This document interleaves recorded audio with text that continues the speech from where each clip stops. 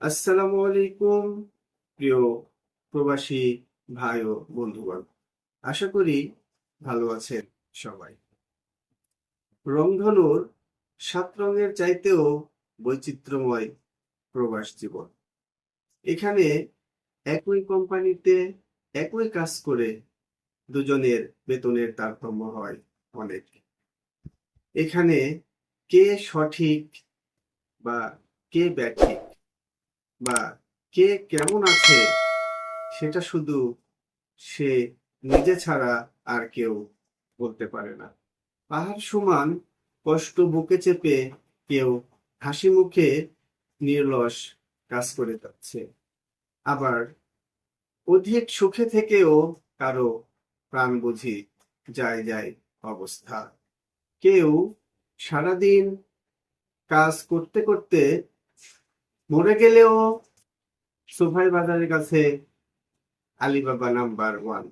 আবার কেউ কাজ না করেও সুপারভাইজারের কাছে প্রিয় পাত্র।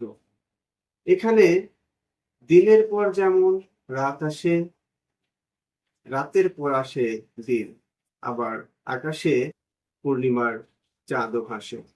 শুধু চোখের সামনে পড়ে না প্রিয় মানুষগুলো আর প্রিয় মুখগুলো।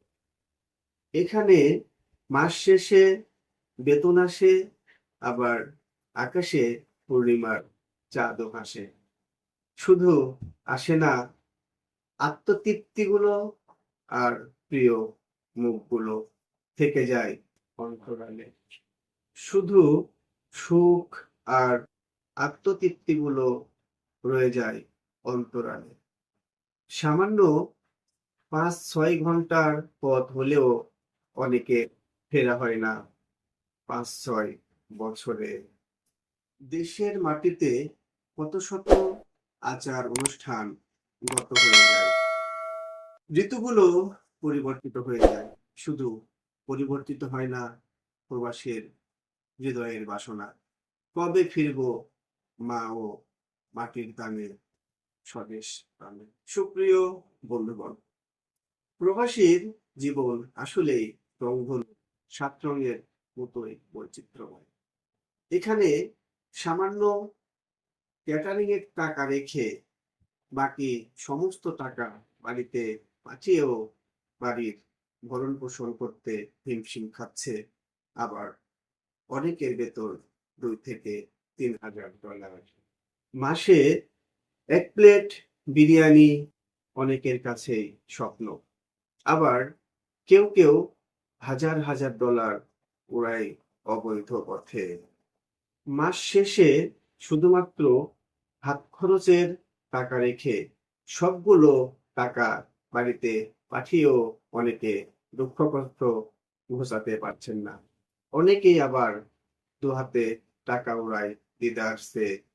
যে ছেলেটা ১ গ্লাস পানি পর্যন্ত বাড়িতে ঢেলে খেত না, সে ছেলেই আজ রিভার কাস্টিং এর কাজ করে। তার হাত থেকে ফোস্কার ক্ষত কখনো দূর হয় না। অনেকেই আবার আছেন রাজার হালে, মেঘ না চাইতেই যেন বৃষ্টি নামে তাদের দুয়ারে।